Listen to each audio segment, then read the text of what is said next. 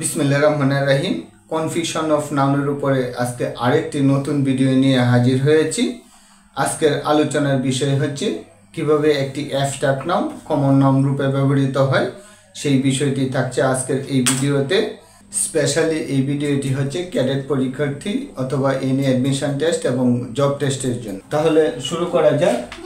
প্রথম এক্সাম্পলটি, the honesty of my friend is praiseworthy, অর্থাৎ আমার বন্ধুর সততা হচ্ছে কি প্রশংসনীয়।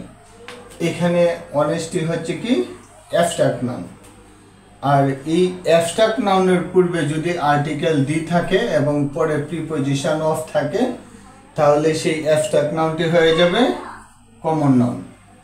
আমি আবারও বলছি যে এই অ্যাবস্ট্রাক্ট নাউনের পূর্বে যদি আর্টিকেল দি থাকে অথবা প্রিপজিশন থাকে, তাহলে সেই অ্যাবস্ট্রাক্ট নাউনটি হয়ে যাবে কি কমন নাউন। তাহলে সেকেন্ড এক্সাম্পলে আসা যাক। The charity of Hatim is known to all, অর্থাৎ হাতেমের দয়া সবারই জানা আছে। এই যে এখানে চ্যারিটি হচ্ছে কি একটি অ্যাবস্ট্রাক্ট নাউন, আর এই অ্যাবস্ট্রাক্ট নাউনের পূর্বে দি বসছে এবং পরে প্রিপজিশন অফ বসছে, সুতরাং সেটি হচ্ছে কি কমন নাউন। আমরা বোঝার সুবিধার্থে আরেকটি এক্সাম্পল দিচ্ছি, যেমন I like the prudence of my teacher.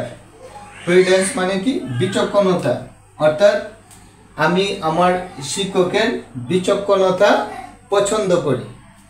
এই প্রিডেন্স হচ্ছে কি অ্যাবস্ট্রাক্ট নাউন, আর এই অ্যাবস্ট্রাক্ট নাউনের পূর্বে দি বসছে আর প্রিপজিশন অফ বসছে, সুতরাং সেটি হচ্ছে কি কমন নাউন।